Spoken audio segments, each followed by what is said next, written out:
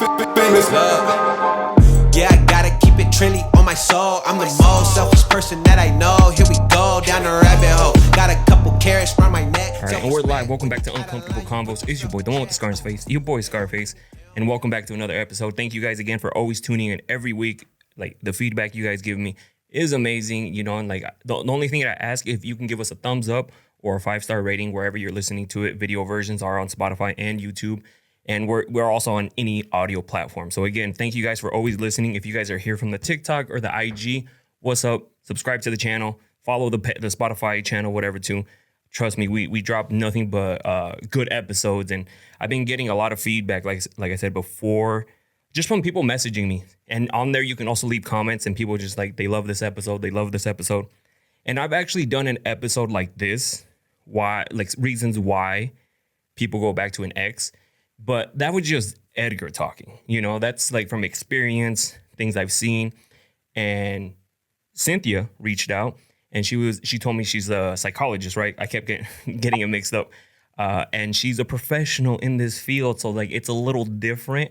Maybe some of the things that I said before are close, you know, and so we're going to go over some reasons why people go back to their exes and ways that you can stop or prevent, or like just not do it anymore, right? Just because, let's be honest, a lot of people listening right now probably went back to an ex, because I didn't work out. I don't know if you have, Never Cynthia. does. Never does. Okay. I have. I never does. Yeah, it never does work out. I mean, it's rare if it works out, right? But that's like a small percentage. Yeah, you both have to really work on it. Exactly. And it takes a lot of introspection from both parties, not just one person. Perfect. So I'm excited to get into this. She actually sent like, what was it? Like a whole format, like things that we can We go don't over. have to follow that. It's just, But I just wanted to. Yeah. It's perfect because I do the same thing. Like, I set it up. That's why, like, if you've ever seen an episode, I go through the list that I have. It just makes everything stay like on track, you know, if you will. So just so you guys know, like, she is a professional. She has a master's. Okay. Like, you had a master's, probably not. No, joking. I'm actually 3 classes away from getting my bachelor's, but I never went back to get it. I just didn't get it. You should, just to have it. That's maybe awesome. my mom, she keeps telling me to go back, but maybe eventually I'll go back, or maybe I won't go back. Like, don't go back to exes. So No, you can go back to school. That's a yes. all right, so let's get into the first one. And you said you've done it before too, like gone back to exes. Yeah, you know, let me back up. Like, I'll talk a little bit about, you know, the reasons why in a more professional matter, but I also want to put in like my experience as well. So yeah, I actually did go back to my ex-husband multiple times, and it never worked out. You create like this resentment, you know, but honestly, you go back for different reasons. It's a mix of everything. It's habits and fear. You know, when you leave someone, even if they weren't good for you, it still feels like a loss, right? You're losing this person. You're losing a part of yourself, but you're losing that routine, that comfort, the identity that you built around this person, you know. And it's interesting because our brain loves the familiar, right? And it'll do anything, even if it's unhealthy, to go back and to get rid of the pain. So I think that's one of the reasons why we go back, because we're in pain. We don't want to deal with this loss, right? So we go back because we'll do anything. We'll like open the pictures. We're hoping for a text message, right? We'll go pass by their house to see if their car is there, right? Just for a little fix. It's almost like a little addiction in a way. Mm-hmm. And so, like, I mean, we'll get into the rest here in a little bit. I just want to, you know, pick your brain a little bit, because just based off what you said that you went back, tried to work it out with your husband, right? And it didn't work out. Was he trying, or your ex-husband, right? Yeah, my ex-husband. Was he trying to put in the effort, or do you feel like it was just you? I think it was talk on his part. It was just to get me to get back. Right? Like, yeah, we'll change. We'll do almost just agree with me, like agreeing with you. Agreeing with me, but in a way of like, just to get me back, right? Because it's once the person leaves, and I left, I took my stuff and everything, and and it's like, no, I'm going to change. I'm going to do this. We're going to, be happy. We have all these goals that we still haven't met. Like you're a part of my family. Like we got married and we want to have children together. And like you fall for it. And, you're like, I love this person and I did make a commitment to be with this person. And you have all of these emotions and you end up going back. And yeah, I did that 3 times. 3 times. She didn't learn her lesson on the first time. I did not. But that's how you also learn too. It's like off of experience, because I've done it too before. So a lot of this stuff that I talk about on the podcast, TikToks, I've probably experienced something like it. That's why people are like so relatable. Trust me, my relationship history has been fucked up. Like it's all over the place, right? But that was something that I also tried before, is like going back to that person, because especially when I was with my ex for 7.5 years, we were together for a long time. So like you said, you're familiar, it's comfortable, like this is what you know. And it's hard because in your head too, you use time as another thing, like, oh, we spent so much time together, like it's just gonna be thrown out the window. Yeah, you use it as a measurement of love, right? Mm-hmm. You like, I spent this amount of time with this person, so that means that I've loved them this much. Like it should work, Right, it should. And it sucks because then you're like, I've invested almost half of my life. I was with him for about 12 years. Wow. 12 years. And what resonated with me, I think you brought it up, and I actually saw the TikTok of the lady that said, I should have left a long time ago. I should have. I was dealing with someone who has or had, I haven't seen him, but narcissistic personality, right? And those traits don't go away. And for me, I think when I finally left, when I finally said, this is it, it's that moment that I chose myself. Mm-hmm. That moment that I said, this person doesn't love me. This is not love. Mm-hmm. Someone who belittles you, who makes you feel small, who makes you feel like, no one else is going to love you. No, you can't make decisions without me. I left that relationship broken, like raw to my core. Mm-hmm. I had no idea who I was. I didn't know what I liked. I didn't know who I was. I didn't have hobbies without him. Right? I didn't have music that I liked without him. And it's all these little things that at least someone with his personality traits, right? Not just anyone, but at least in my experience with him, with these narcissistic traits, they enmesh their traits on you. Mm-hmm. And I kind of lost myself. I lost who I was. I lost my person, in order to be with him. And I didn't see that until years later, until I went through a lot of work. I actually went to therapy. Mm-hmm. And I remember telling my therapist, because a therapist will always ask you, hey, what do you want from this? What is your goal? And I said, I want to be able to stand up to my husband. I want to be able to have the confidence to stand up to him and to say what I want, to say what to speak what my intentions, and to get my self-esteem back. And I go back to that always, of that moment, that first time that I went to therapy, because that's awful.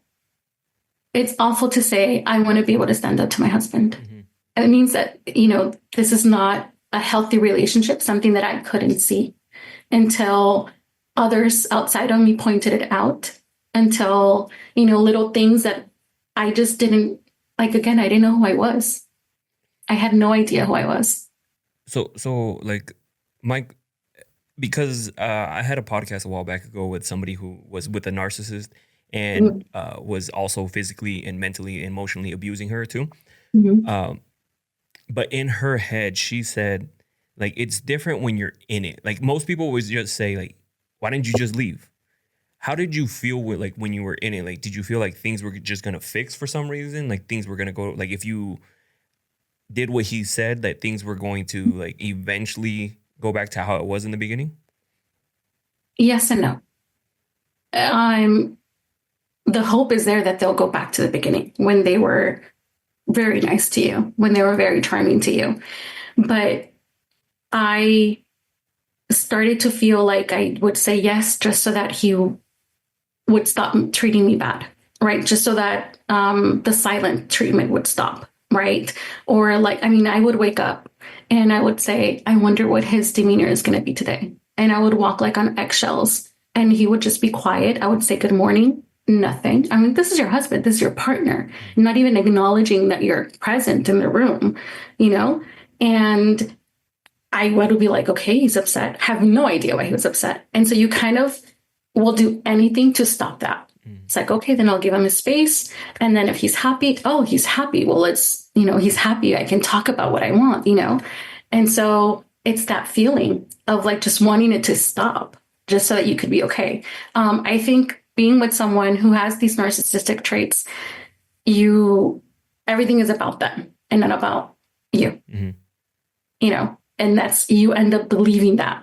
And you put your emotions aside, your feelings aside, your boundaries aside in order to satisfy this person and to be okay in the relationship.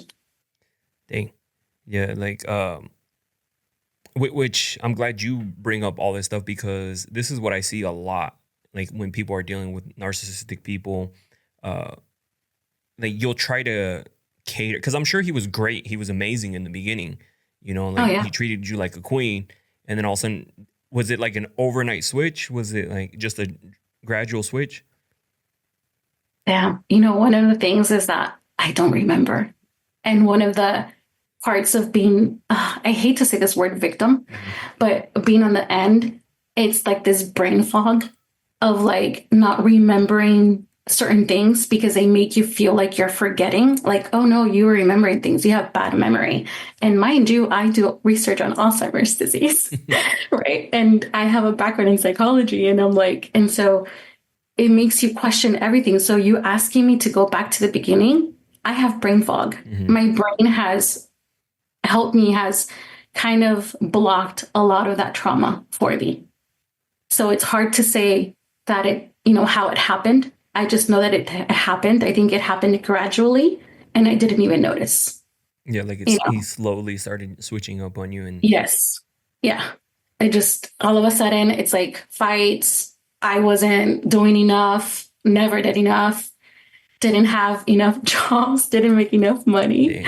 I mean, it was, it's funny because I was thinking of what I was going to discuss on this, right? And when is it the moment that you realize this relationship isn't working, you deserve better, right? And I remember this was after COVID. I was going home and I was going for my 9-to-5 job, 40-hour-a-week job, and I was going into my teaching.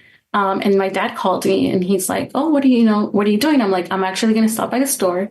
I'm going to go get food because I have to cook because my class starts like in an hour and a half. And I need to make the food and eat and have my class. That's 2.5 hours, right? And then he's like, what about so-and-so? How come he can't go? And I had to lie to my dad. I had to tell him, oh, he's busy. And, you know, he's like, yeah, but he's not working. And I'm like, you know, and I'm like, no, he's busy. You know, he had something to do and he wasn't able to do it. He's like, why doesn't he go? And why doesn't he have the food ready for you if you're the one working? And that hurt so much. My dad telling me that. And I was like, if my dad can see that, who doesn't live here, who's miles away from me and could just see that, why can't I? And, you know, and it wasn't until then. And I mean, this person wasn't working and I had 3 jobs. I actually had a weekend job and it wasn't for him. It's because I'm just ambitious. I just like to stay busy and just what more can I learn? And they're like, hey, I haven't done that. Or let's try that. You know, I haven't worked with children. Okay, let me go and test children, you know, let me do that on the weekend. And I didn't realize how much of value I had and how much I was worth, you know, and it was little things like that. I was reading or listening to a podcast of a therapist who describes it as like being destroyed by a million like shatters of glass, like where a lot of like, ¿cómo se dice cuando te cortas poquito, poquito, poquito? Just like a paper cut? Yeah, like 1,000 paper cuts, okay. Right? It's not just one thing that's like, oh, me hizo esto, yo lo dejé. Ya, no. Es una cosa y otra que cuando tú dices, oye, ya estoy sangrando, ya no tengo nada más que darte. Así me sentí al último. ya te di todo, ya no sé qué darte. That's when I realized, oye, ya no te puedo dar yo me voy a quedar sin mí Yeah. si te doy más de mí. Y es lo que quería, que yo me fuera sumisa, que todo para él y no me quedara yo conmigo misma. Yeah. And that's when I realized I refused to do that. And thank God that I stuck with my education, because many times it's like school was an issue, and mind you, I was working part-time. I always worked, school was always an issue. And come to exams, comes to presentations, it's like me lo hacía, Like no everything is a podía problem. todo. Yo sabía que pues, llega un examen, él sabía que me tenía que saturar la vida para yo no poder hacer nada. Se venían los comunales del finales del semestre. I knew we were going to have a big fight. And it was, my friends know it. He's like, he's going to pick a fight. And yeah, sure enough, just to make my life miserable. I think I can easily talk about it now, but it took me a while to get here. Yeah. You know? How long ago was that? What is it? Like about 5 years ago? That you guys have been separated? Yeah, no, divorced. Yeah. Okay. Yeah. And then, so you said you were together with him for 12 years, right? 12, 13. Yeah, 12 years. Yeah. I started seeing him when I was 17. He was 21. So I didn't know shit. You don't know crap at that, at that age. So when did you feel like it was over? Like kind of like in that video, she said that she should have left 20 years ago. Because in my situation, I was with her for 7.5 years, almost 8. Mm-hmm. And I had this weird feeling around year 5 because nothing was going right. We constantly kept fighting, but then hey, let's keep trying. Oh, I'll fix it. I'll do this. I'll do that. And I'm like, I should have left when I felt like that. And that was almost 2.5 years ago. Yeah. After COVID. After COVID? That year. I mean, I think I kind of knew already. So in between, I skip about 3 years of that marriage just because my mom passed away in between, and I went into a deep depression. And with depression, sometimes you don't remember what's going on in your life because it's a way of your brain protecting you, right? And so if you ask me what I did between 2014 and 2017, I have no idea. I just knew that I was just going with emotions. And after that, we tried to foster children, and that didn't work out. And I knew from then that I did not want to have kids with this person. Mm-hmm. I couldn't stand up to him when it meant to how to educate the children, how to rear them, how to guide them. It was always, no, I know better than you. Let me do it. And I was like, I cannot have children with someone like that, where I can't even protect my own children. I can't even protect myself. Yeah. How can I even protect my kids? And at that moment, that's when I knew, and I should have left them. But when I actually left was after COVID. Yeah, and after trying, you said you went back about 3 times? Yeah, in between. Yeah. Yeah. He cheated. Well, I mean, he denies it, obviously. It was funny. The first time we had just gotten married. We had moved into an apartment, and I found Ashley Madison on his Gmail. It was linked to his bank account. It was linked to his phone records. And somehow he said that someone had taken over his accounts. And I'm like, wait, all 3 of them? Like, come on. And how come they have pictures of you sending messages through emails? I should have known. I should have done it then. Well, but I fell for it. Just for those that don't know, like myself, what is Ashley Madison? Oh my God, are you serious? I'm that old? Crap. It was a website where you can go and meet people to actually have sex with them. Oh, wow. It was a big, yeah. Did they make a documentary on that? I have no idea. Because I saw a documentary on it was, they were posting people's sex tapes and stuff like that, nudes and stuff like that. I forgot what it was called, but no, it's not. Maybe it was that. No. I don't know. I'm going to have to look. So he was doing that. That's when the first time you caught him cheating. That was the first time. What about the other times? Because the listeners want to know, and I want to know. Yeah, no. The second time, I noticed a pattern in his behavior when he would get on his phone. Right, he would get it was interesting because I would get home from work and then I would leave to class at night. And then one time I came back early and he put his phone away. And I was like, that's interesting. Right. And I knew it. I knew, honestly, you just know something's up. And I don't know how I fucking did it, but I was able to connect his phone to my laptop while he was asleep.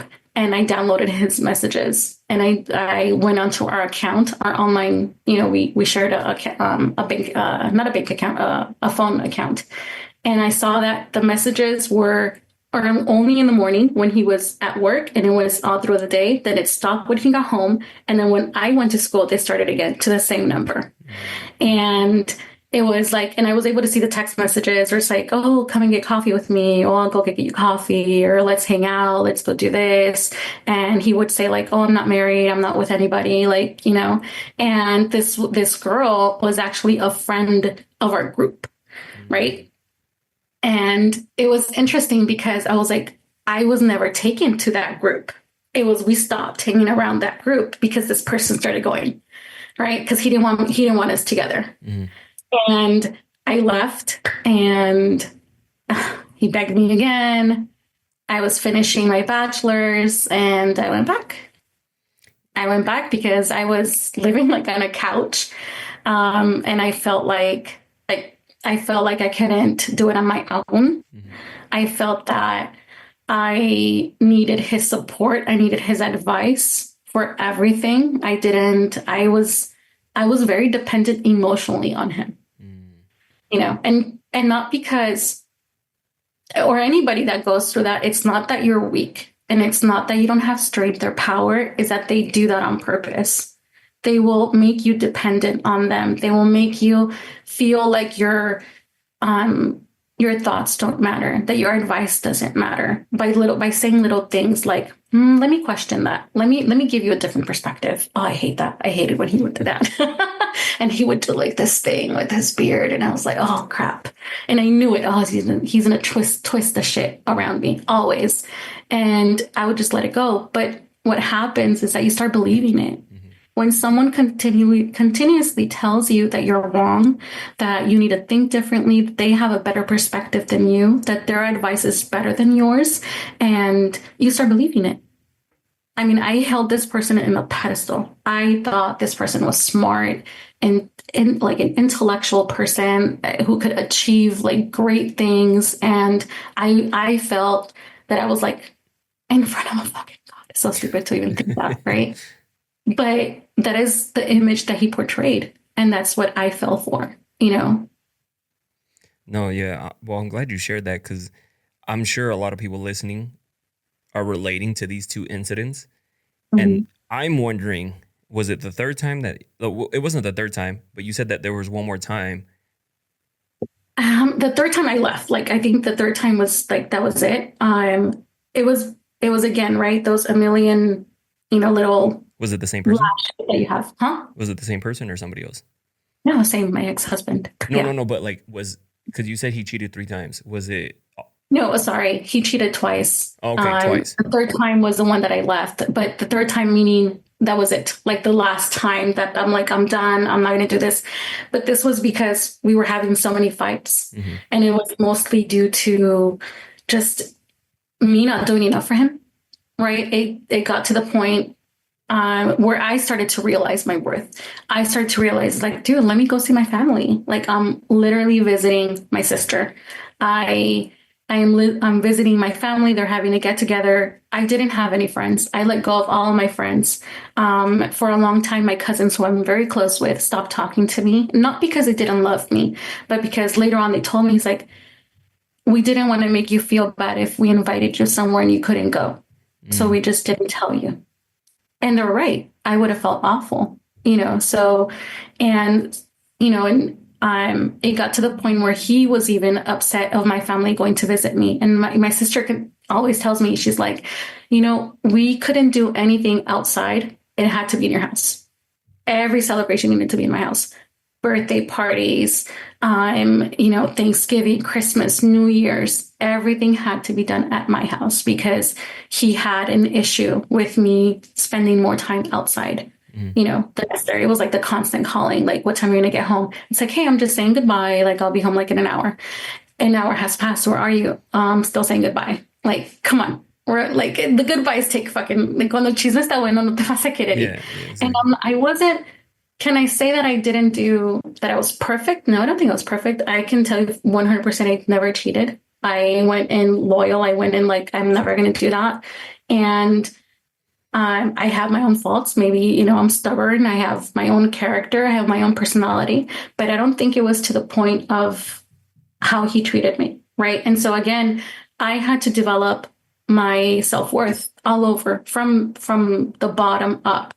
And I remember the first thing that I did after I like left, I got a gym membership because I wasn't allowed to have one. It's like, why do you want to go to the gym?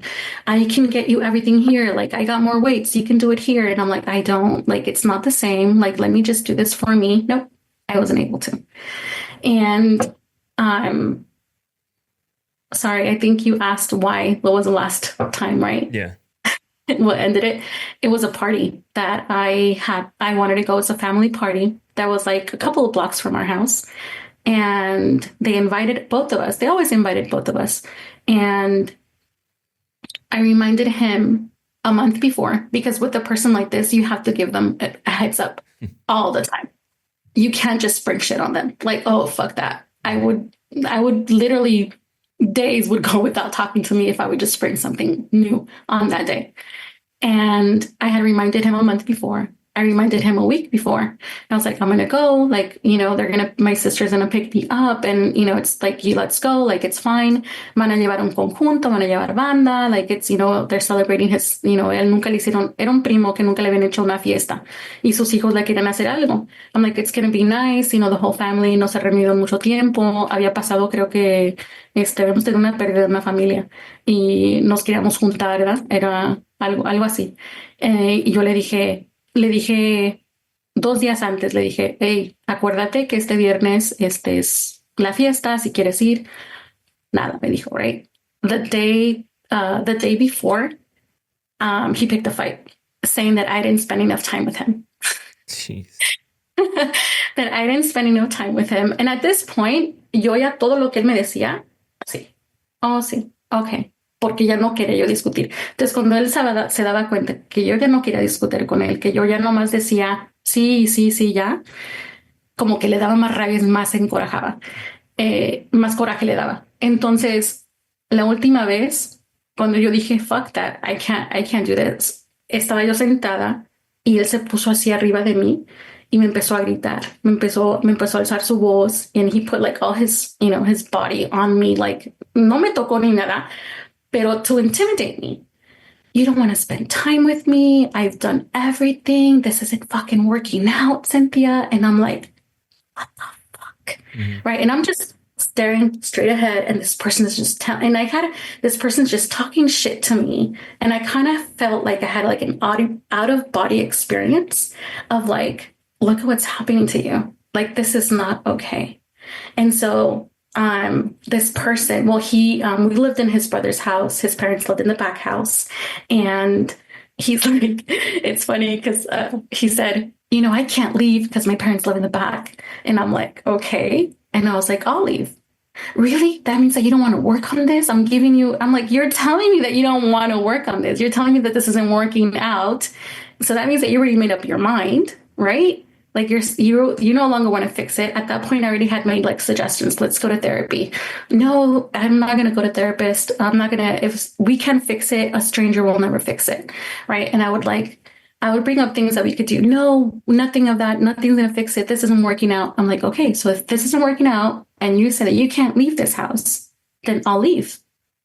Really, Cindy? That's it? You're just going to leave? You're not going to try to fix this? It was a cycle that was just going to continue. And I remember him leaving the house. The next day, I went to go get boxes. And he wouldn't talk to me, ignored me, and I left. That was it. You just finally chose to. I finally chose to leave. And it wasn't easy because I didn't block him right away.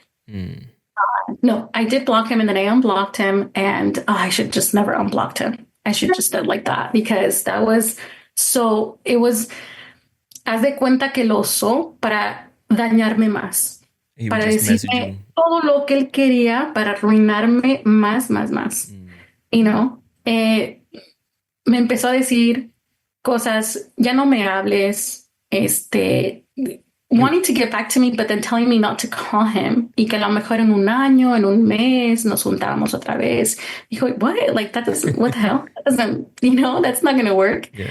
Y no fue hasta que I decided, I'm like, I'm done. Porque me humilló, aparte de todo. Me humillaba, y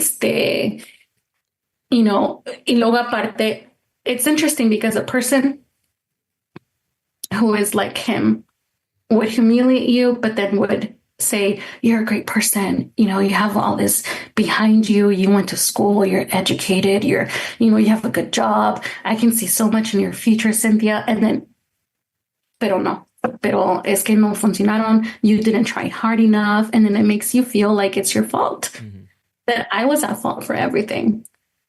Yeah. And that was hard. That was hard to overcome, because this person was telling me that the relationship didn't work because it was me, even though I know that it wasn't me. It takes two people to not make a relationship work. Well, I'm glad you're able to share all that, because a lot of people don't like to share some of those things, because I feel like some people think that it's maybe a little bit embarrassing that you went through something like that. That's what my friend, she didn't want to talk about her situation because she was embarrassed about it. She's like, I went through all this. People are going to judge me. No, and then she realized more people were there to help her, because I had no idea she was going through like getting beat. She showed me videos of her getting like her bruises on her face, like just audio. She was filming video, but you could just hear the audio of him just clearly saying like, it's your fault I'm acting like this. Like actually hearing it, I was like, what the hell? Like people actually say that stuff. And she believed it for the longest time. So, because you believe that this person loved you, and this person then will give you perfume, will give you a watch, will give you chocolate covered strawberries, and then flowers, and then we'll do it again. And you want to be with this person. It's a whole cycle. Yeah. And it takes a minute to get out of it too. Like that's why it's not so easy just to be like, just leave, No, it's not. So, and I think, and not just in in any relationship, it's hard. It's hard to leave, right? Like viviste mucho con esta persona. There's a lot of things that you try to attach to the relationship that makes you not leave, meaning like their family or maybe kids, time spent with them.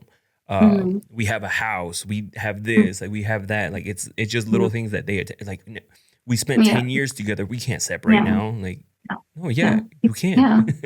You definitely can. So I'm glad you gave us a little list here on why, people start going back to exes. And a lot of I went through it and I was like, a lot of these, I kind of was there too, like the first one we have is the lingering feelings, emotional attachment, post breakup, romanticizing the past. And I think we touched on it a little bit earlier too, is like people want to go back to that honeymoon phase, that puppy love phase, and so is that pretty accurate in your field? Yeah. And it's funny because your brain kind of rewrites it, and it kind of like makes you forget about the bad moments. It kind of gives you like a little highlight reel of like just the good moments. And it's like, I'm not going to go over the bad ones. We're just going to highlight the good ones. And then that's what you keep thinking. And then after the breakup, you're like, but we had such good times. I remember going to the beach, and, cuando we had struggles, no teníamos dinero, but we made it work. Or, those hard moments that, made your relationship what it was. And your brain will make you forget the bad things, but you have to write it down if possible. You have to tell yourself that you're not there because it didn't work out, right? Like it didn't work out. And so I think that's the hardest part, like telling yourself it didn't work out. I wasn't happy. My boundaries were crossed. And you have to ask yourself, was I happy? Like, if you were happy, then why'd you break up? Like, is it because then that person did something to you? Do you want to be in that place? Then you weren't happy. There's no way. If your partner cheated on you, did whatever, you're not happy. You can't say that you're happy. There's no way. No, absolutely. Yeah. And like, that's why I always tell people too, is just remind yourself, because you know how they have a hard time because they have those feelings towards that person. I always tell them, just remember how they made you feel, like what got you to that point, the times they made you cry, the arguments, because that's what got you to the breakup part, not the happy moments. Like you said, like if it was the happy moments, you guys wouldn't have been broken up. Exactly. But since there was more downs, obviously, than there was ups, but you just, they wanted to be up. They wanted to go back to that past feelings, Yeah. And I had a journal. I wrote so many pages. I actually threw it out a couple of years ago. And I before I threw it out, I remembered I was going through it. I was like, damn, I felt so bad for myself. I felt so sad for me that went through that, because no one deserves that. Like, I think of my daughter. I would never want her to go through that ever, and so I was like, why did I allow myself to go through something like that? And I'm now able to say, I don't judge myself. I don't feel embarrassed. I went through what I went through, and I've learned from it. It's made me who I am now. And you best believe I'm not going to take a lot of shit from people. I try not to. You can't help it sometimes. Yeah, sometimes it's easy to say that you're not going to fall for it anymore, but sometimes, yeah, you fall for it again. You do. You do. And so, I mean, the next one that you have here too, I think this was like part of this was a huge reason. It's comfort and familiarity. Fear of starting over, craving routine, and emotional safety. And the reason I said this was because when you break up with someone, it's that fear of like unknown, of like what's gonna happen now. Like, am I leaving my forever person, or the person that I was supposed to be with? Like, you start fearing, because that was me. I was like, well, what's, like, if it's not her, like, what's next? Like, I don't know what's next. But like, when you don't know what's next, it's kind of scary. It's kind of like, and so you don't want to leave. Yeah, but it's comfort happiness. It's comfort what? It's comfort happiness. Mm-hmm. It's not. Just because you're comfortable with someone doesn't mean that you're happy. Mm-hmm. That's not happiness. Would you say it's like they're more just comfortable because they've been around Comfort this is just person? comfort. Yeah. You're being around this person. That's comfort. You can have friends, and I'm comfortable with my friend, and there's happiness there, but doesn't mean that you're happy just because something is comfortable. Mm-hmm. Like, for example, like if you're at a job and I'm comfortable here, are you happy at that job? Mm-hmm. Like, it's the same thing in the relationship. It's like, I'm not happy. So that one, what about, what would you say, craving routine? Like, are they just used to like the same things? You know what I mean? Like, you come home from work, they're there, or like you wait for him to come home from work and stuff like that. You're just so used to that. Yeah. That routine of like, we like the same movies, we like the same food. One of the biggest things for me was watching Dodger baseball. And it was our routine. I like to cook, so I would cook like our favorite meals, and we would like, spend that time watching it. And that was comfort. That was like my thing, And then when I divorced, I was like, what the fuck am I gonna watch Dodger baseball with?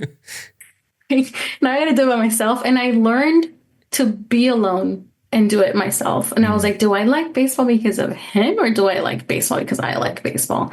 And I was like, And it took me a little bit to realize, like, no, I actually like baseball without him. This is something that I like. Remember, at that time, I was trying to still figure out who I was and what I liked and didn't like. Like, when I tell you that I was stripped of everything, like to my core, I was, and little things like that. That comfort of like how they smell, the hugs that they would give you, the kisses, that's comfort. The messages, the like, the even like, drive safe, it's raining. You know, like, who's going to care about me like that? You know, is anybody else going to care? It's like, no, girl, you care about yourself. You watch while you're driving. Yeah. You're careful. You know, And they like just you're said it. having, huh? As I was like, they just said it. Like, you know, that's all Yeah, they they did. just said it. They're not taking care of you. Yeah. You're the one driving. And so it kind of like, you have to do those things for yourself. You have to be there for yourself. Because when you're there for yourself and you do all these things for yourself, no matter who comes along, this is your happiness. This is you, right? And you're able to like, this person isn't working with me. Let's move them along because you're you. Mm-hmm. You healed in a way that you know who you are. You know what you like, what you don't like. You have a lot of introspection. You have to sit down and really, if you want to change, really sit with yourself. And it's like, what is this? Am I sad? Am I angry? Am I longing for this person? And if I'm longing for this person, is it because I'm lonely? I'm lonely because I don't want to be alone. I'm fearful of being alone. Or is it because I can't sit in my own space? Mm-hmm. And when you're able to sit in your own space alone, you've got one step to heal yourself because you're able to be with yourself. You know, I think that's a lot of strength. A lot of people can't sit with themselves. They have to be talking to someone. They have to, you know, have like alguien que esté ahí, le esté diciendo que está bonito, que, you know, like things like that. But in order to be like, for you to, I think, you know, to be able to be alone in your own self space, your safe space, that's powerful. Yeah, and I like that you bring that up because that's the next one, the fear and loneliness, being alone, being lonely, emotional dependence. And so I always tell people you have to, kind of like you said, you have to learn to be by yourself. You know, you have to learn how to date yourself, take yourself out, do things. When you can do things like that, you become a pretty independent person. And you don't, you take, like you said earlier too, you take a lot less shit from other people because you're like, I'm happy here. I'm independent here. You're coming into my life. You're bringing these shady vibes. I don't need that. Move on. Right. And you also mentioned too, that a lot of people like to do like they get comfortable doing things with somebody else. Like I knew somebody who she couldn't even go to Walmart, to the grocery store by herself. She had to have either her man or ex-man, or like a friend to go with her. I'm like, really? I know the feeling. You know, I was like, really? Yeah. Because you're so dependent on having that person with you, doing everything. Everything. And so the moment they leave their person, they come back just because they trying to fill that void there? Yeah. You're trying to fill that void because you can't be alone. You're very scared. You're like, you can't even say hello. You can't even like get your own prescription. You can't even like, you know, you're like almost like un niño, oye. No sabe hacer nada. Bueno, así me sentí yo en momentos. You know, like you felt like I had a lot of, huh? No, I said you felt like you were a little kid at times. Como una persona tan inocente que no sabe ni poder hacer unas cosas así tan simples para ella, ¿verdad? And this is coming from someone who I was very independent. My parents moved to TJ for when I was like 11, and I was left to live with my cousins for a long time. And I had to grow independent by myself. I got a job really early on at like 15, even before the age limit. And I was very independent. I did everything myself, everything. Like I got my own driver's license by myself. I like got my own jobs, everything until I met this person. And what it is about someone with narcissistic tendencies is that they look for strong people. They look for someone who is strong, not because you're weak, but because you're strong and they want to tear you down. That's how they do it. And they were able to tear you down. Oh, yeah. Totally. I'm glad you bring that up because I usually think someone who's narcissistic, I thought they try to prey more on somebody who's weak because they usually go after the stronger. They go after the strong person. And that took me a while to understand. And then they try to break you down that way. Oh, yeah. Because that's what they get the reward from. It's like, I'm able to have this much control over this person. Like I took their independence away. Now I have control. Like imagine if someone is, I don't want to say weak, but if they don't have they can cross their boundaries very easily. That's not a challenge for them. You know, it's more of like, I'm going to break this person down because this person is very independent. And that's, yeah, I'm gonna for me, make that's, them dependent on me. oh yeah. Yeah. And I got that thrown in my face. Yeah. I was talking to this girl because like sometimes I would have like one-on-one sessions with people and just talk about their issues. She couldn't leave her man because she was financially dependent on him. And Hmm. so this guy cheating on her, like Hmm. nothing confirmed, but when Hmm. you have your gut feeling, like you mentioned earlier, Yeah. things are going on, right? Like he's acting shady around his Yeah. phone. His schedule is all of a sudden like changing. He has to do Yeah. this for work. He has to do that for Yeah. work out of nowhere, and things like that. And she's just like, I don't know what to do. I was like, well, because you let yours. And this girl was just like you said too, very independent. Did everything on her own. Had her own place. Had her own car. Hmm. Like did everything for herself until she Hmm. met this guy. And Hmm. then now she was like fully dependent on this person. Hmm. And she's like, I don't know how to leave. And I was like, you need to find that. It's not going to happen overnight. You can't just be like, I'm out unless you have, resources for that, like a parent, family. But Yeah. she moved Yeah. far away.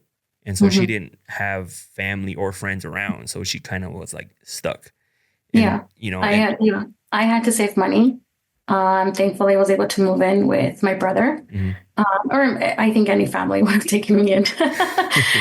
But thankfully, I had my family close by, and I was able to. I mean, me quitaron el carro. Me dijeron, "No, el carro no te lo vas a llevar." Mind you, I was paying for it, and I was like, "I'm the only one working. You're not working. ¿Para qué quieres el carro, no?" How's he going to pay Entonces, for it? yeah, like I was like, fuck it. I'll leave you everything. Dejé todas mis cosas en mi cocina. Y sí me dolió, but I was like, fuck it, I can replace all of that. Like, Yeah. I'm not gonna deal with that. You want the car? Fuck it, I'll leave you the car. I'm done. Like, I'm leaving. I'll rebuild myself. And I'm very proud of myself for doing that. I little by little, I started to heal myself. And the way that I did that was doing things that I felt that I couldn't do before. Mm. So I signed up for a half marathon because I wasn't able to do that. Right. And I was like at mile 9, 10. I was like, why the fuck am I doing this?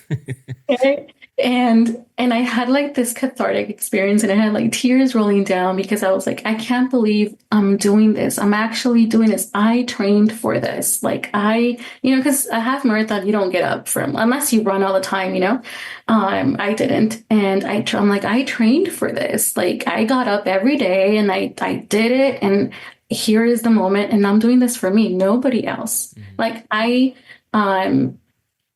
didn't even want him to know what I was doing. I was like, no, this isn't for him. This is me. This is all me. Like, no, I don't. I told my family, please take me off your social media. Don't post this. Don't post things about me, Mhm. because they were still friends with him. And I was like, I don't want him to take credit for this because he would have taken credit. He would have said, oh, it's because we're not together that you're now able to move on and do like those things. You like, no, you didn't run, I ran. Yeah. No, and it's funny because like since you're talking about a lot of these things, I'm sure a lot of people are gonna relate to it. And I'm even thinking about, wait, hold on, I think this ex was kind of like that. You know what I mean? Like when you like the whole Yeah. narcissistic thing about talking, they try to prey on independent people. Like I Mhm. have an ex, I was like, no wonder she would try to like mess with my head. And Yeah. when you're into them, you're just like, all right, like maybe I shouldn't be like that, or maybe I shouldn't be like that, and slowly until luckily I cut that one off quick because I was like, you know what, this ain't fucking working. Like I don't want to be feeling like this. Like I Right. want to Yeah. start feeling like It's good that I'm you saw that. yeah, like I didn't like feeling that I wasn't me. Like I started Mhm. feeling like I wasn't like Edgar. Mhm. I started feeling Mhm. like I was just becoming more of what she wanted me to be, right? Mhm. And I was like, Mhm. this ain't fun. I'm not having fun right now.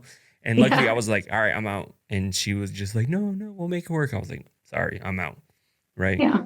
And Yeah. so this next one is actually one that I get a lot of questions on because I mean, on these ones, there's no real answer. Like, and especially this one because people feel like they need some sort of closure. Like this next one, it says unfinished business, closure, Mhm. wanting validation or a final word, the Mhm. illusion of closure keeping us stuck.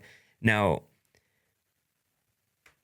I want to get your take on it here in a little bit, but I usually say like you can't. There's nothing this person can say that's going to fulfill that need in you. Like most of the time they actually make it worse. You go and like ask for closure or try to get closure. It turned into a fight. It turned into this disrespectful. And now you went from closure to another argument. And now you're even more confused, right? Or they told you something just because they didn't know what to say because you caught them off guard. And I remember having a conversation like that. She wanted to know why I didn't want to talk to her like off guard. I just made some shit up, right? And so now she's confused and she's telling me, so it was because of this and this. In my head, I'm like, I just made that shit up right now. Because I didn't really want to be like, hey, I'm just not into you anymore. Yeah. Like, I'm just not. And it was really hard for me to say that. So I was just making up excuses, you know, to tell her. And that typically happens. Why do you think, like, what kind of closure do you think that they're looking for?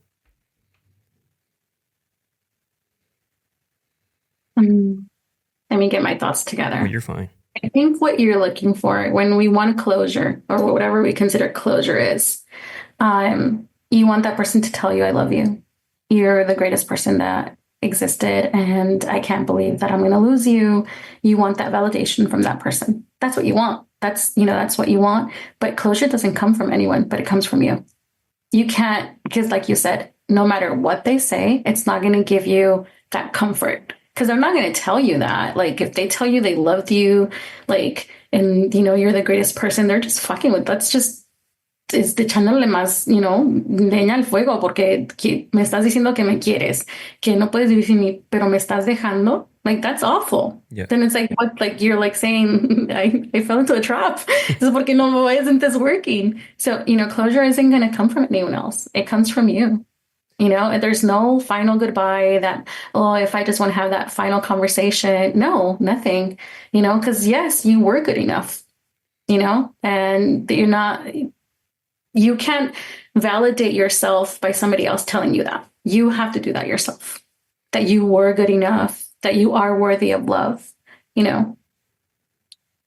Also, if you go and get closure from your guy, make sure you keep them legs closed too, because it ends up like I was gonna say that. Yeah, they end up like hooking up.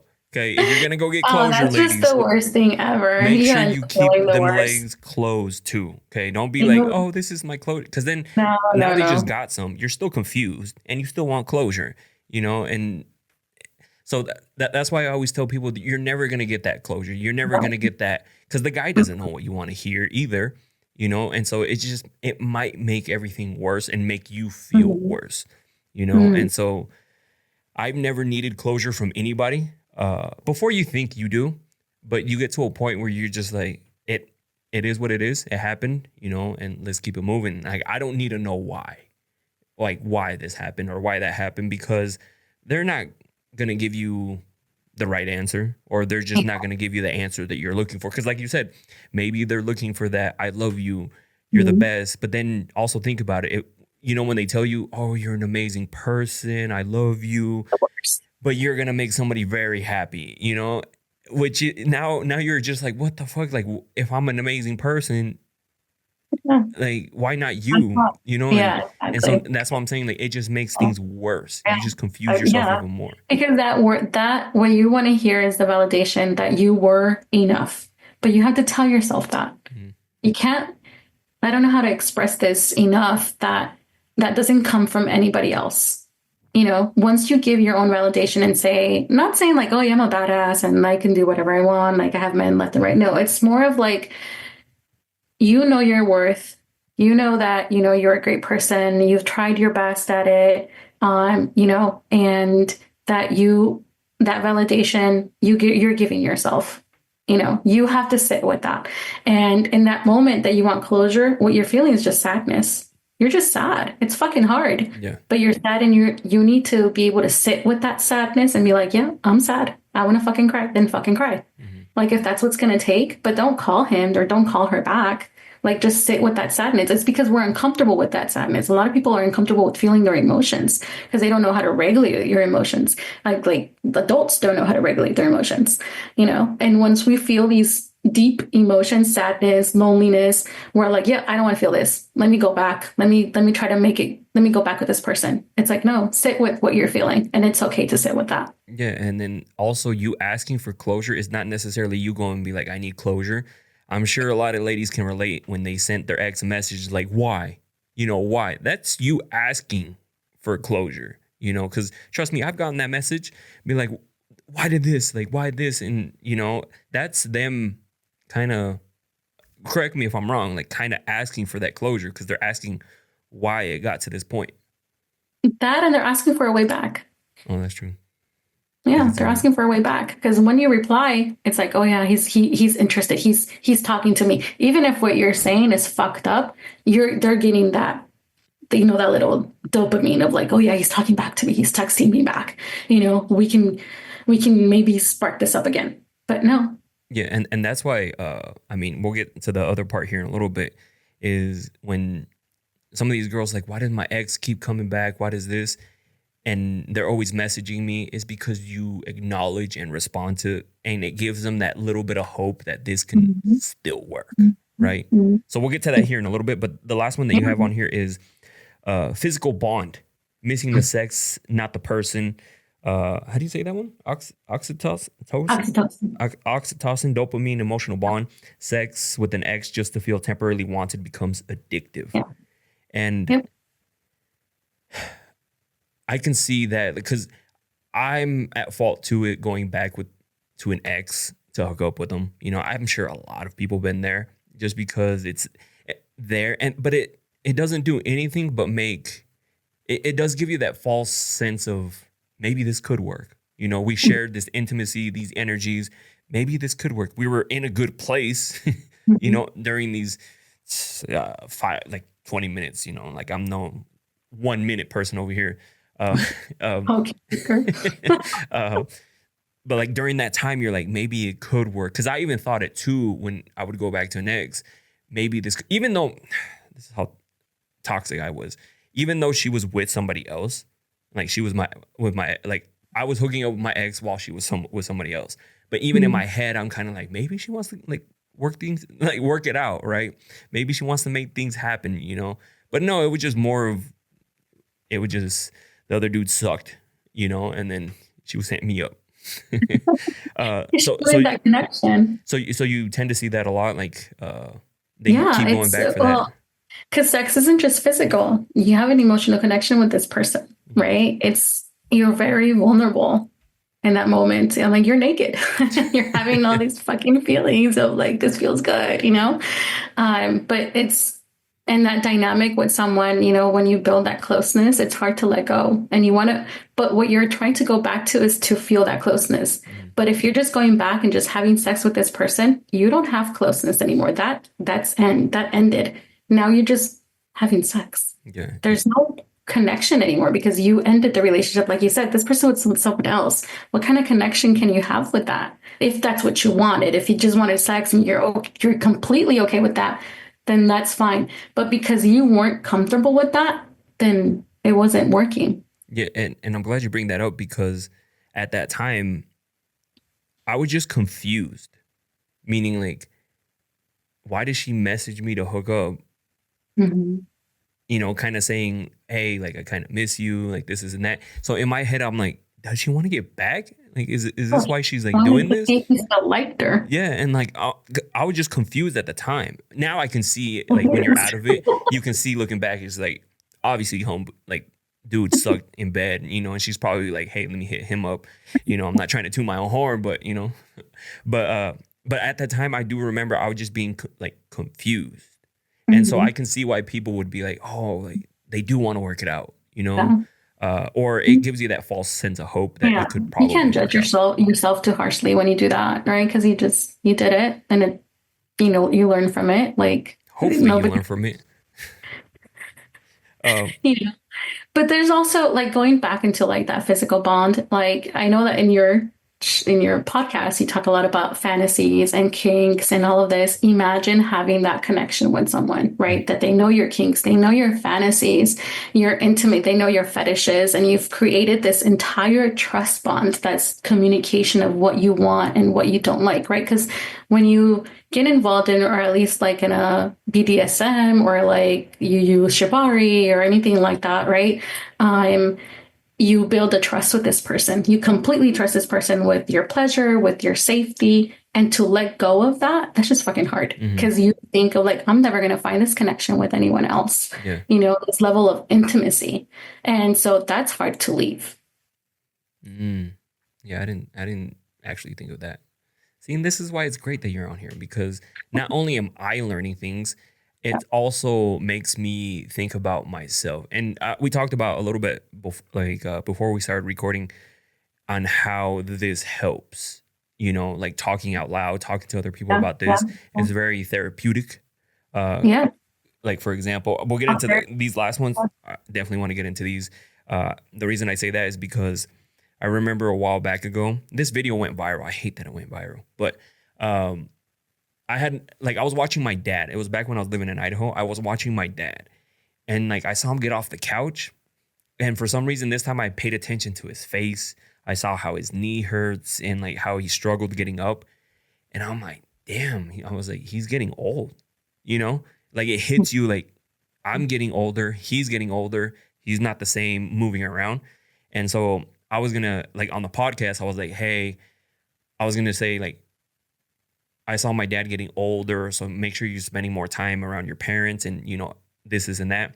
But the moment I said, I was looking at my dad and he's looking a lot older, like out loud for the first time, just hit with all these emotions. And I started crying. I was like, what?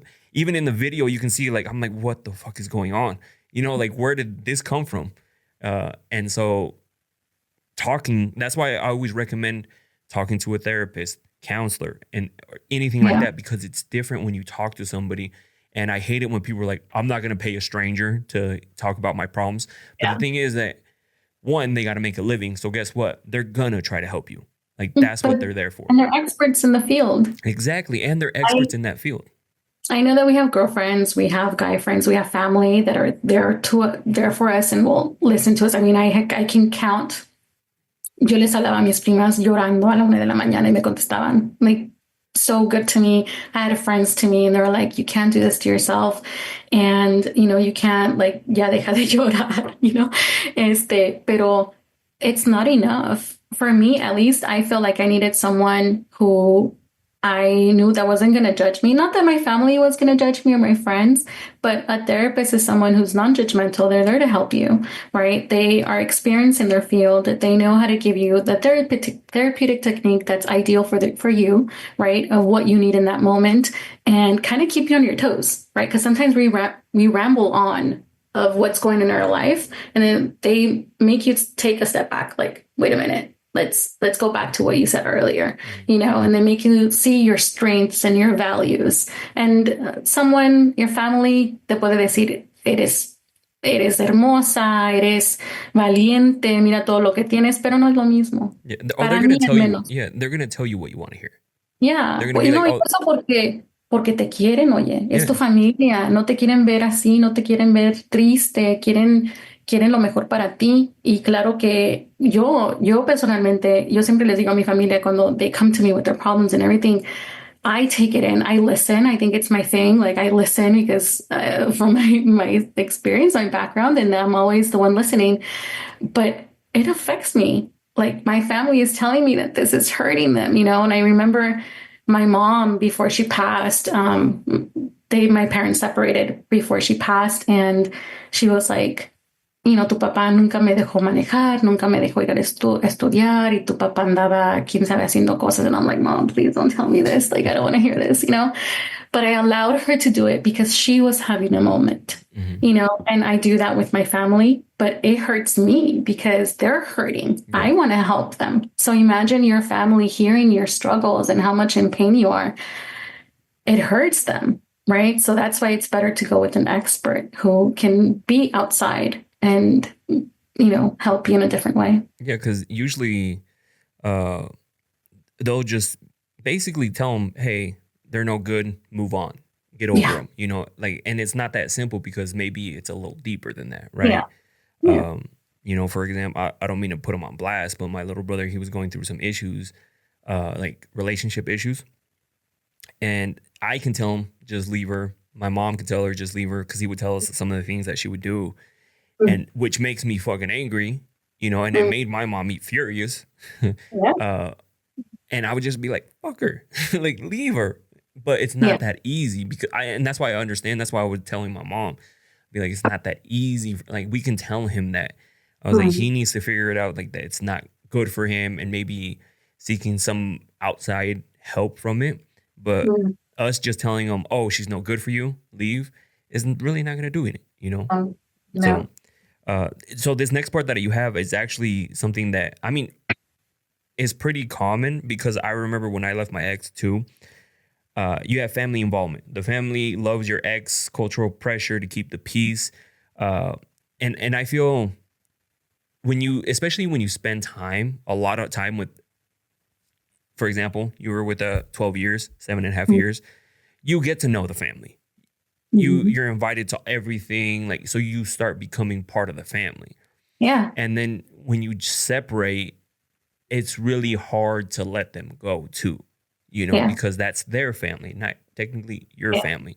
Yeah. Because I remember my ex, her stepdad, would continue to talk to me, because he's like, hey, he's like, I just love you. And he's like, you really never did anything you never did anything to me. He's like, I don't know why she gets mad that I still talk to you, Mm. Yeah. but then it was hard for me too, because I'm like, I'm not together with her. Like, Yeah. like we shouldn't be doing, like we should, like, I get it. If I see you, I'll say hi, but that's about it. Right. Which also I think prolonged the healing process, because of, still being connected to the family. And sometimes you just got to cut yourself off of them too, because Yeah. now you're like, oh, they invite me to and they'll still, like, some people will still invite your ex to the parties and stuff like that. It never happened to me, but I've seen Mm. it, and it's just awkward, right? Very awkward. I've seen it too. Yeah, and I'm not even in the relationship, and I feel awkward here. Like, this feels weird, Yeah. like I'm about to go home. Yeah. Pero al rato ahí está la familia tomando con ellos. I've seen it happen.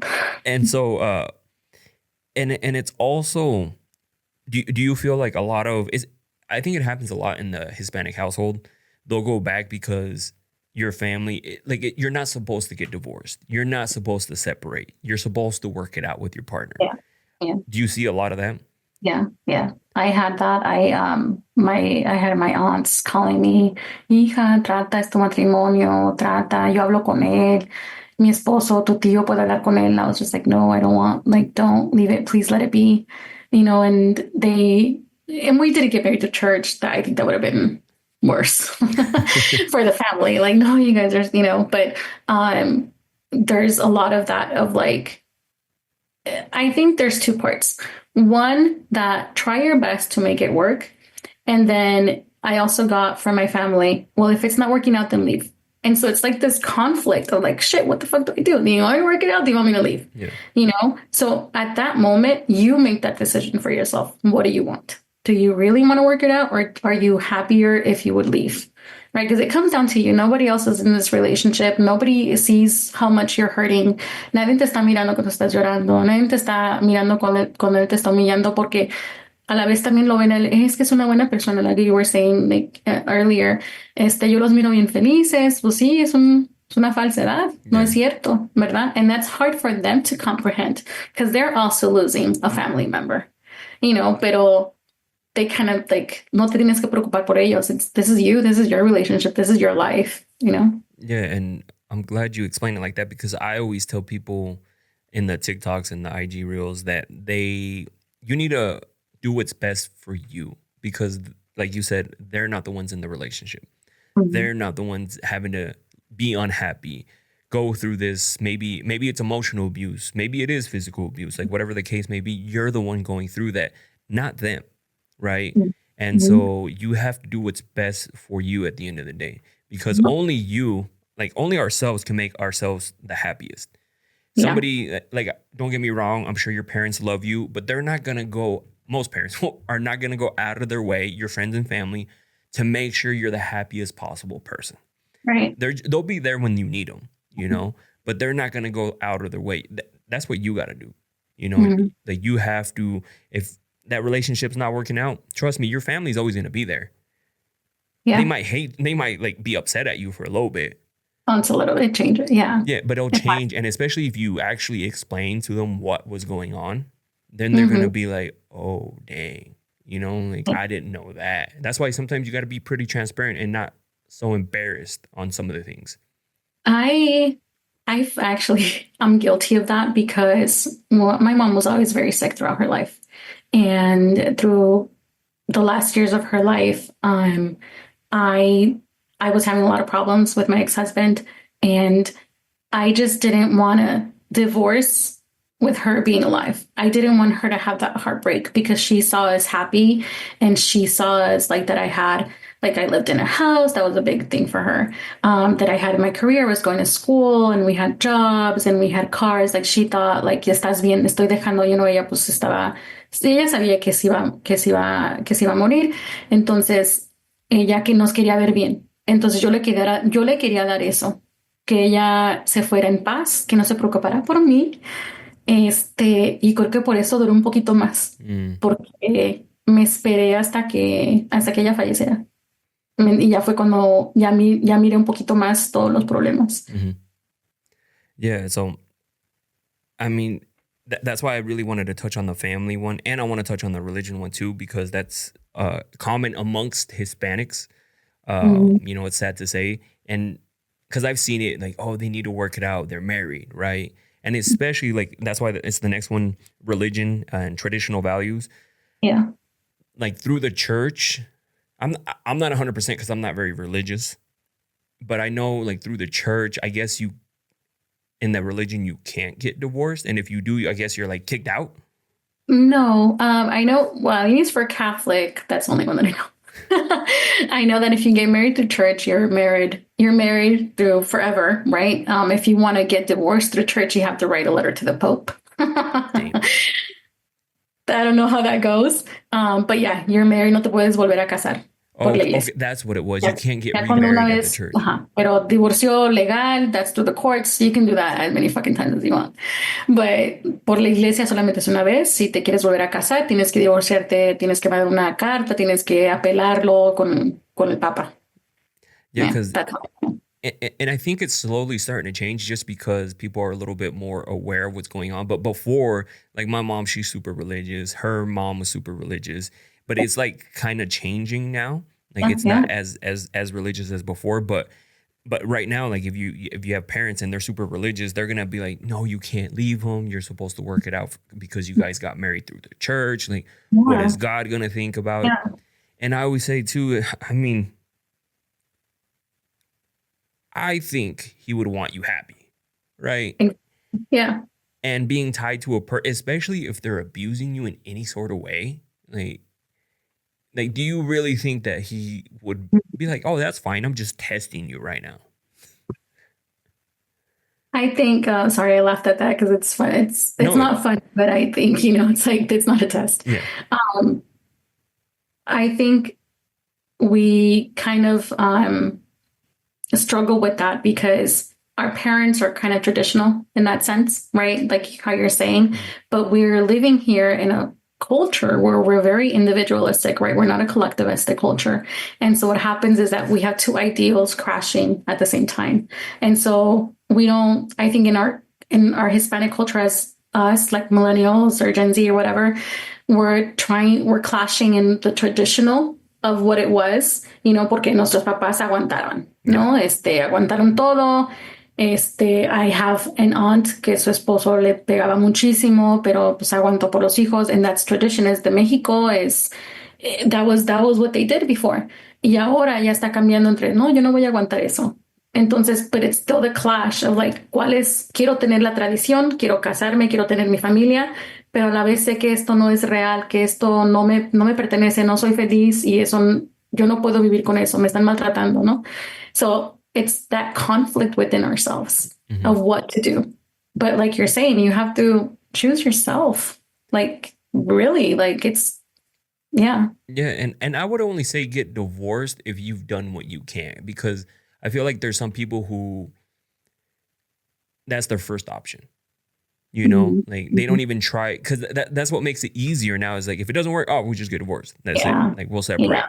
And Yeah. so now you really didn't try to see if it because every no relationship is perfect. People argue, you know, you have arguments with your person.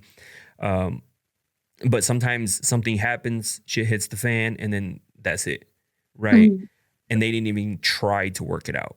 Mhm. So that's what I'm saying. Like if you gotten to the point where you just feel like nothing's working, they don't want to work on it, then Mhm. okay, yeah, that might be the option now. You know, Mhm. but if that's your first go to, you know, instead of bringing it up, like having a conversation with your person, maybe you should do that first, right? Instead of just automatically saying, Yeah. But see, that takes a lot of introspection from yourself. mm-hmm, You really need to learn yourself, and the other person needs to also know who they are and be able to work at it together. That takes a lot, right? oh, Yeah. absolutely. Mhm. And so the last one that you have here is gender norms. The how do you say that? Marianismo Marianismo? and machismo. Yeah. Uh, Women feeling obligated to sacrifice, men being conditioned to pursue or Yeah. dominate. And Yeah. So like those concepts come from like Marianismo comes from like the woman being like the Virgin Mary, you know, being pure and not having is buena, is, you know, nada, no es malo. And that kind of you know, you've talked a lot about like body count and everything, right? mm, And so men see that as women as not being a good quality. And so at the same time, the machismo part, like someone, and we're trying, I think our culture or Latinos, or millennials or Gen Z are moving away from the traditional what Marianismo and machismo is, mm, right? Because like you said, people have more sex, people have more partners. But I think a lot of men also who the research shows that they're in a way upset that someone has a lot of body count and they want like no, I don't want someone who has had slept with a lot of people. But then it's like, so which one is it? Right, there's this clash of ideals and values, and so we're moving farther away from the traditional what like a person who is like, you know, caballerismo, like has like respect or honor, like that traditional thing, que, you know, was took care of the home and everything, you know, que trabajaba y hacía todo eso. yeah, and I'm glad you like brought up the bat, because I've never really said this on a podcast. Uh, No, not you. I didn't mean you. no, I meant, no. I'm just bringing up like an because when you start talking about some things, you know how it like sparks memories oh, I and, hear and, you. and things Okay. like that. Yeah. So there was because I felt like that. I was like, I would never date this person Mhm. because I knew she had slept with a lot of guys. And so I was like, I would never date her. I would never date her. But now I'm at the point like, she was a super cool girl, you know, like she just happened to sleep with a lot of people that I knew, right? And I think that's what I was like, no, like I would never date her, you know, because one time we started talking, not like dating. I was like, she's actually pretty cool, but in my head I'm like, this ain't gonna happen because I know you've like been around, and so that's why like now if start, I don't want to know. Like, don't tell me. Like, cause Yeah. especially imagine missing out on an opportunity with somebody who's very like actually matches your energy, your love languages, and everything. But the only Yeah. reason you don't want to be with her is because you know that she's had more partners than you feel like is okay, right? Right. Right. And so, and that is a very machismo thing that guys do is like they want to know a girl's body count, and there's no real number that's gonna satisfy them Yeah. because, and especially like vice versa too. Like if a girl asks a guy, is there a number they're gonna be satisfied with? Because if I say, for example, if you ask me and I'm like 2, you're gonna be he's fucking lying. And then if I say 15, they're gonna be like, wow, 15. You know what I mean? Like it's Yeah. what number is okay? And then Yeah. if you Right. if Yeah. you say 7, now it's just like, well, who's the 7? Right? Like I Mhm. need to know. So there's, and same with guys, like you can't really give them a number where they're gonna be like, oh, like that's fine. You know, Mhm. it just better not to discuss that. But yeah, I totally been there. Uh, the whole machismo thing. Yeah, I'm never said that out loud, but that's what these podcasts do. They Yeah. make me talk about some of these things. So now this part I really wanted to get to because, especially coming from you. Like I said, I usually I call it like bro science, right? It's me talking just based off of experience. But it's sometimes it's a little different coming from a professional or somebody who has studied this, researched this type of stuff. What would you say are some ways to get over or to stop yourself from going back to an ex? Block them. I Delete them. say that all the time. No, because it's so powerful. Because as soon as you block this person, as soon as you delete them, you're moving them out of your space and you're allowing new space to come in, meaning you, right? You have to move them out, because if you're still constantly talking to them, that they're still present in the moment, then you're not moving on, right? It sounds very simple and it's very hard to do, right? We don't often do it like that, but you're not moving, you're not being present if you still keep talking to them, if you still follow their socials, like you're still keeping up what they're doing. Like, no, you're not. You're estás poniéndole tanto trabajo a ellos en lo que están haciendo y a ver si te van a marcar o no, que ese trabajo lo puedes poner a ti mismo. Mhm. ¿Por qué no? ¿Por qué no puedes querer a esa persona así como tú quieres que ellos te quieran? Quiérete a ti. Haz cosas que a ti te gusten hacer, que te hagan más mejor para ti. Yeah, and I'm glad you brought up the blocking one, because I always, like, if I start talking to somebody, I'm not telling them, hey, this ain't gonna work out. But like, if we actually become boyfriend and girlfriend, like, I block you afterwards. Like, even if it's like on good terms, but that's just how I get over things. Like, I'll block you.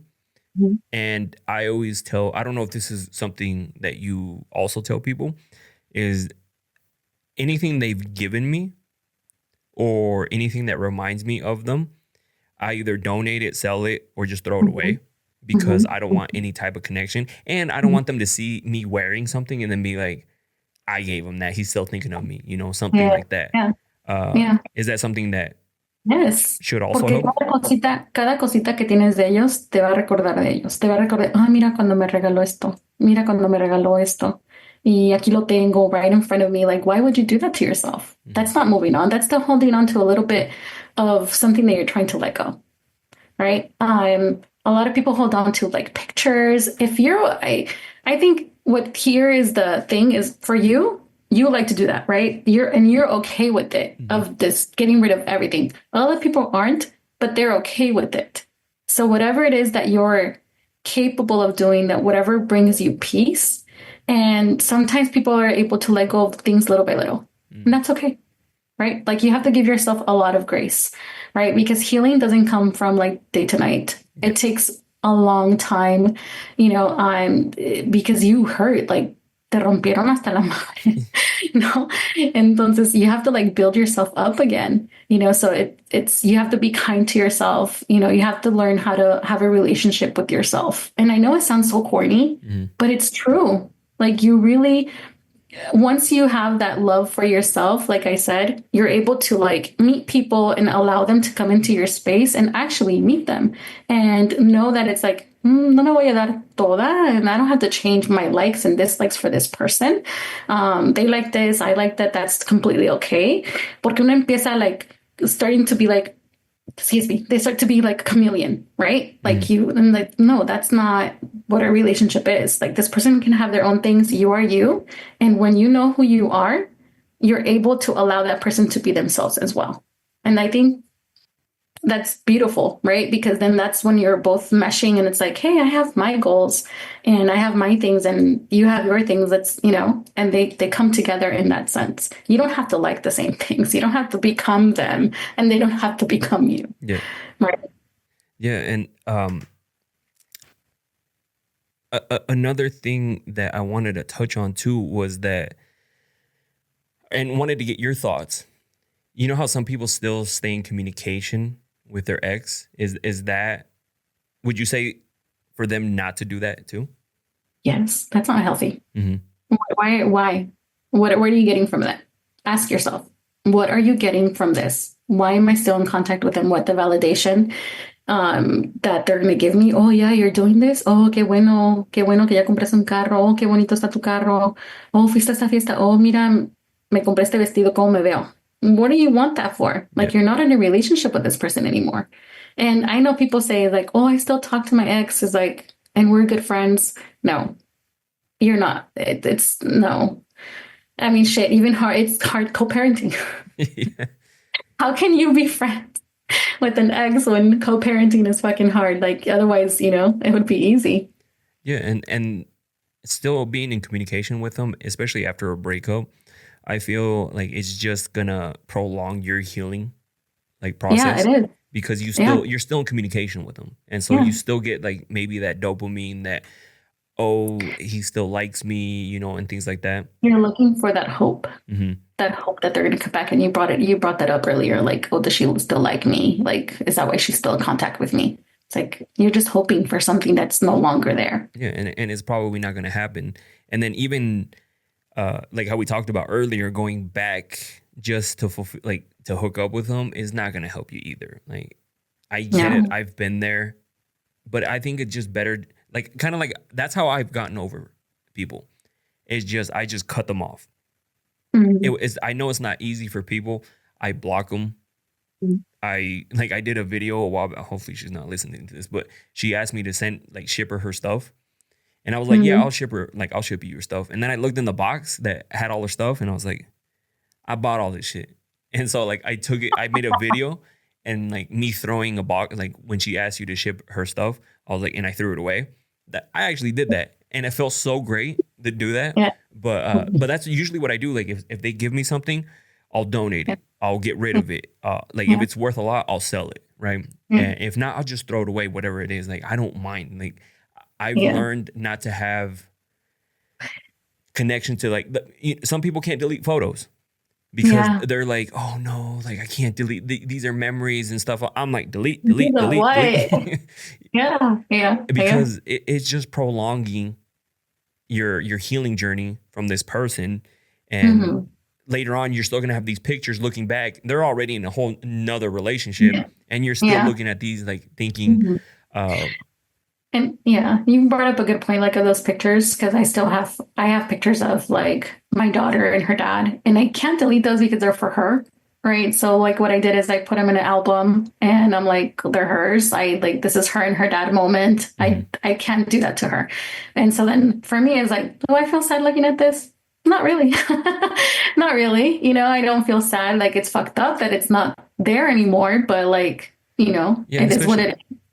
like I'm glad you look out for her just because I'm sure she's gonna get to one point where she wants to see her baby photos with Yeah, with her dad, yeah, even though yeah. like it may suck Hmm. for Hmm. you, but you get past that, you get over it, and you're like, I'm Yeah, just you doing this for my do. daughter, right?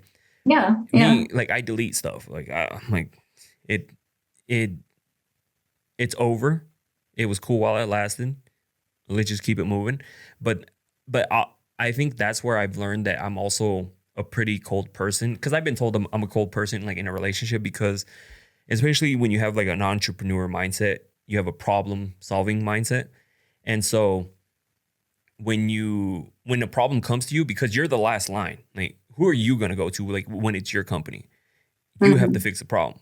So I just conditioned myself to that so much. So like when like an ex would bring a problem to me, like, hey, this is bugging me, instead of me empathizing with them, being like, hmm, I'm so sorry you're going through this. hmm, How can we get? I'm just like, that's the problem. hmm. Here's some solutions. Let's make it happen.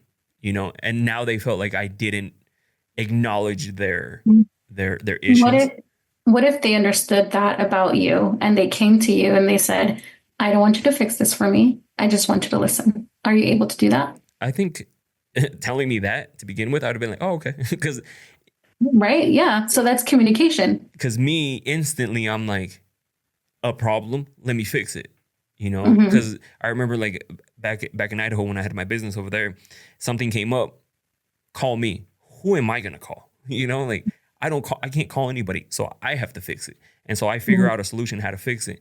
And so same, I've also applied that to my life. Is like when I have a problem with something, how are we gonna fix this? This is what we gotta do. This is what we gotta do. Let's make it happen. And so I've done that with and that's why I'm saying it's easy. The reason I bring that up, it's easy for me to be like, the problem is this person, like I'm having feelings for this person, like sad feelings because, you were with this person. how do we fix this problem of this loneliness, this sadness? Get rid of their shit, block them, like all this stuff. I know it helps me, so I just do it, right? With no hesitation. I'm just like, boom, gone. That's why I'm saying it's not as easy, but I give that advice to people because it's helped me a lot, to the point where now I'm just like, all right, whatever. Throw it away. It didn't work out.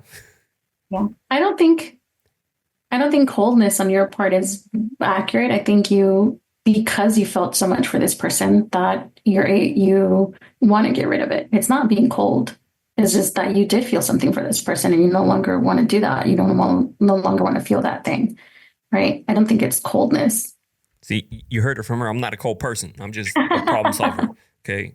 Yeah, because I had 2 exes tell me that I really didn't. But again, it could be just the type of person that they were, and maybe they just didn't see how I process things, right? And yeah, it totally makes sense. They should have brought it. Like, if they wanted me to empathize with them, come to me and be like, hey, I got this problem. Like, I don't like, we should, like, kind of like you said, I don't want you to fix it, but like, kind of like, I just want to talk to you about it. Because I'm just like conditioned like that. You bring me a problem. How are we going to fix it? Like, let's fix it. Because that's usually what happens. Not everybody thinks like that, though. This what? Not everybody thinks that way. And like, to fix things right away, a lot of people have to discuss what they're feeling. There's a lot of emotions. Someone who's very emotional and ties to, like, let's say someone bringing you up, like, this happened to me at work or whatever, and you want to fix it automatically.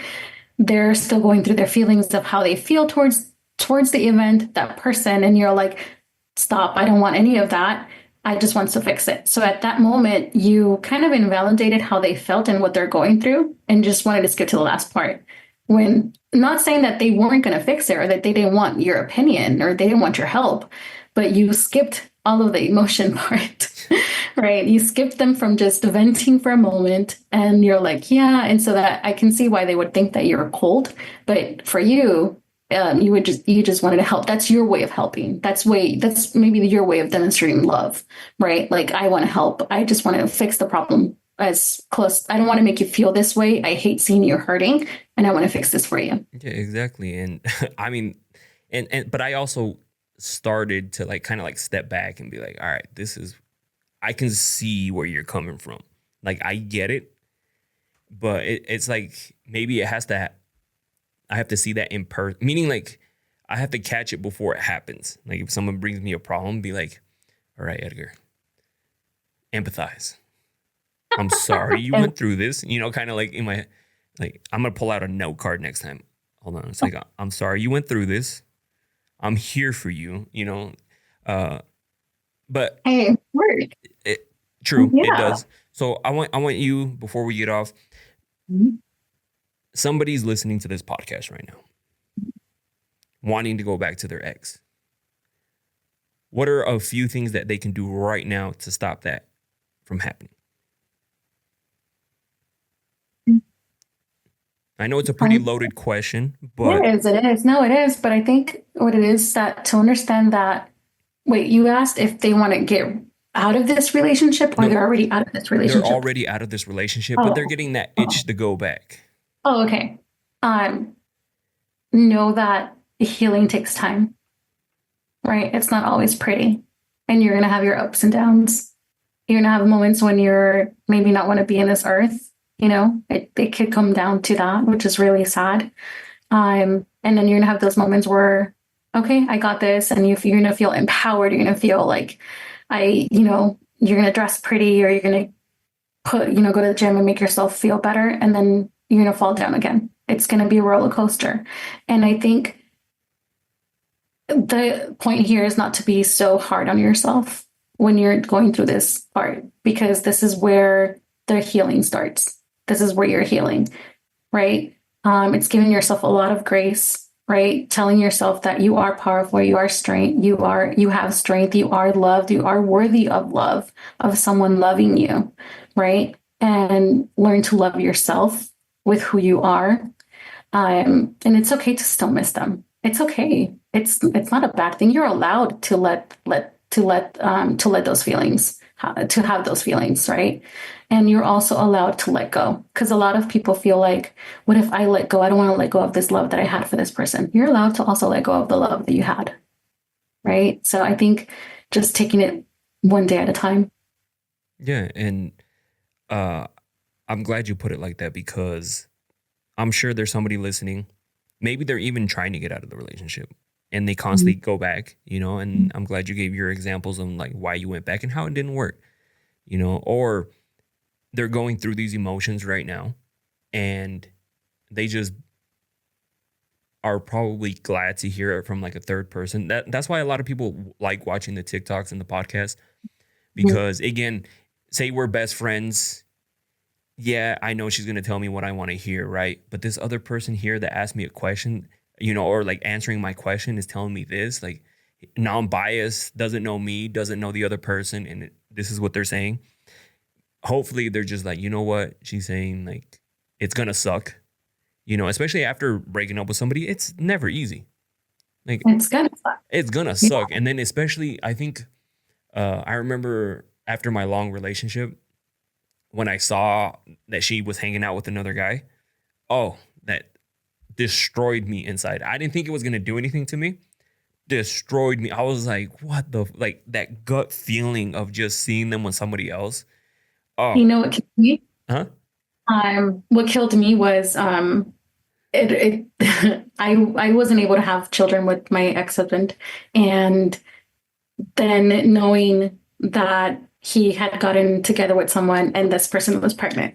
Oh, that fucking destroyed me. I Yeah. was like, what the fuck? Right? Like it was gut wrenching. Like I ended up in the hospital from dehydration of how much I cried. Like I ended up in the hospital for that. It's stupid, right? Yeah. But Now looking back at it, yeah, now looking back, it's like, what the fuck? Like I literally went to hospital for this. yeah. And I remember the same too. And like at the time, like when that happened, I didn't get to the hospital, but I was just like so sad, Yeah.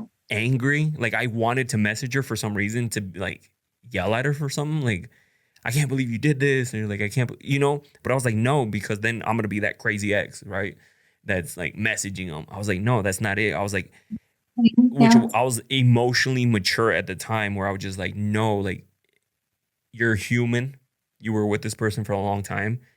You're gonna feel like this. Like, it's gonna suck, right? It's gonna suck seeing them with somebody else. It's gonna suck like knowing they're on a date or a vacation with somebody else, right?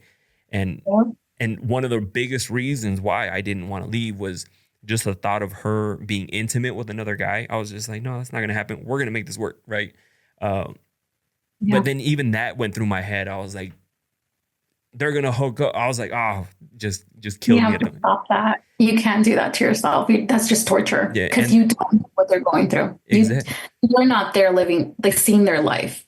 So when you have these thoughts that creep up, right? Of like, oh, he's doing so much better. He's living the life. I bet you that they're like, they've gone on travel. They do a lot of traveling. De seguro ya le compró un carro, ya tiene todo. You can't think that way. You have to stop, because you have no idea what's going on. Yeah. Like, just stop, because you're just torturing yourself, and you're just going to fall into that cycle again. And you're going to feel like shit afterwards.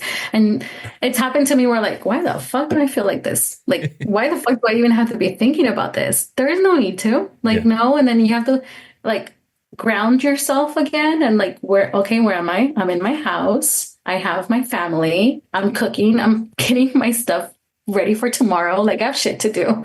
I can't think and get sad at this anymore. Yeah. Right. You come to that point. Like, I remember I used to schedule my little breakdowns. I was like, I can't do it at work. I have patients to see. I can't do it at school. And then by the time I get home, I was so tired. I was like, yeah, I'm done. I can't. Yeah. And then, like you said, just looking back now, I'm just like, I can't believe I was like that. But I get it in the moment. Like, it's when you're going through And some it's not things. to say that it might not happen again, but I think you are going to deal with it a little differently, right? Like, you're not going to maybe have that breakdown again, like how it was at the beginning. Yeah. I think it's, for me, I don't think I've been through another breakup, and I don't think it was the same. Yeah. It definitely. Same here. Like, I've been through other breakups, and I'm just like, and saw him with somebody else. I'm like, Okay. Like, You whatever. can have her. Yeah, You like can go have ahead. her. You can have her. Like, just take her. You know. So but anyways, I want to thank you for coming on and Yeah, having thank such you a for great having me. conversation. I know a lot of people are gonna take a lot of stuff from this podcast. And also the reason I didn't want to, because I forgot to mention in the beginning that she's not on camera, is because, you know, she does have a job to, she can't show what she does or who she is, because I just don't want her to get in trouble with her job or anything like that. So we're not going to show her, just her first name. So if you're wondering, if you watch the video version and wonder why she wasn't, because I know somebody's going to message me like, you didn't put her up on the screen. I didn't put her on the screen because we're just protecting her. That's why I only gave you her name and not where she, what she does and stuff like that, just because I don't want her to get in trouble. And specifically so she could elaborate on a lot of these things, right? Because when you do stuff like this professionally, you can't talk about a lot of the stuff because you might get in trouble wherever you work, you know? And so Yes. we didn't want that, but I'm glad we did it this way because I learned a lot about myself and certain things that I didn't know. And that's why, like I mentioned earlier, I love doing these podcasts because they're pretty therapeutic. You learn a lot about yourself because just when we have a conversation, something you say can spark up a memory that you completely forgot about, right? And that's why another reason they should go to therapy and counseling, because they're going to ask you the right questions. I hate it when like I get some like super deep questions. I'm like, you might want to go to a therapist for that. Like, I'm not the person to ask that. You know, like I had some people ask me like, how do I get out of depression? I was like, yeah, I don't know. I was like, everyone has their ways. I was like, but I'm not a doctor. Like, Yeah. go see somebody who's actually gonna do the right things for you, right? Like, but that's why I'm also glad to have people like yourself who are gonna have these conversations I and like hope it. and hopefully, you know, like we don't go through none of that BS. Are you single right now? Yes. Yeah. She's living that single life. She's like, she ain't got no time for no screw. And I'm sure now you're pretty independent. You can do things on your own. Uh, Um, Going back to how you were before you got with this person, yeah. Yeah. and I I'm back. think, do you feel like now you won't let that go again? No, I'm never going to let go of who I am. I actually like myself. I like who I am. That I think that's very powerful for someone to say, right? Like, hey, I'm pretty cool. I like who I am and I like who I see my potential. I see who I can become. And I'm always learning to be a better me, a better version of me. Um, like I'm always reading. I'm always trying to like do stuff. I gonna sign up for a don't laugh a sprint triathlon. Why? No idea. Right. But things like that push me to be a better me. And Mhm. just because I can do those things and like doing this podcast with you, like this is a little bit out of my comfort zone, but I enjoyed it. So Yeah, thank you. yeah, and I'm glad that you know bring that up because that's something that I like to do a lot is do stuff that put me out of my comfort zone. Because once you do stuff like that, you become more of a, I always say like a powerful person because now you put yourself in these uncomfortable situations and it gets to the point where it's no longer uncomfortable and you're like used to it. It's because you're growing Yeah. and you're learning something about yourself that you didn't know you could do before. And so that moment that's like, holy shit. Like when I did that half marathon, I was like, man, people are calling me an athlete. I'm not a fucking athlete. Like I did this in 3.5 hours, but I did that. Yeah. You know, nobody can take that away from me and I should embrace it.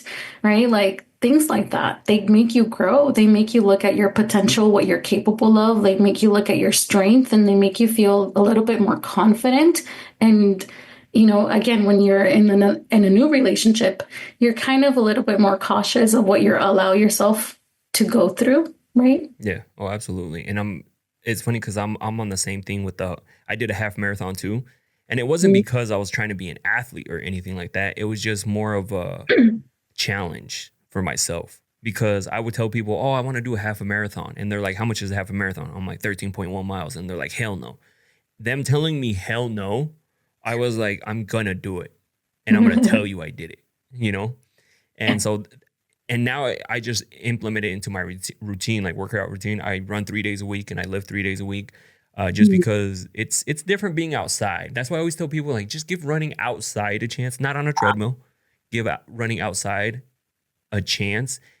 And it's very, I know it's pretty nice too. yeah, it makes you feel good, right? Like It afterwards. does. Well, it makes you feel good because you're breathing in fresh air, right? It's the whole thing of like you're breathing fresh air, like that has a lot to do with it. You're inside of a gym. It's the same air circulating, but there's something about being outside and letting the sun hit you, the air let you, hitting you. You're inhaling, you're everything, and you're actually in nature. There's something healing about that, right? We talk about a lot about that in psychology, just walking outside. Like for someone who's dealing with depression, with sadness, if you go walk outside, it somehow changes your brain chemistry to look at something more positive, right? Like even if you just want to go outside in your yard just for a moment, just being out in nature for a bit helps you a lot. Yeah, that's why I love Arizona, because I'm originally from Idaho, and it's like 6 to 7 months out of the year, it's cloudy, it's ugly, it's gloomy, and people get that seasonal depression. And I hated that because here I wake up and the sun is out, right? It's shining almost every day. And just that is already a good start to your day, right? And so that's why I rarely had bad days in Idaho, but now I have even less, right? Because it already starts good. And especially if I go on a run in the morning, like I just feel great already, right? So I don't want to take too much of your time. We've already been going, it says over here, for 2 hours. I want to thank you for your time. And hopefully people can take a lot from this podcast. And maybe in the future, if we get certain topics, you're willing to come back and have a chat with me. Oh, yeah. So again, thank you guys for watching, and we'll see you guys on the next one. See you guys. Bye. Goes inside of me, can't take it out of me. No matter where I've been, it's about where I'm meant to be. I be shining perfect time and check your watch, and I know who I am. I am no longer lost.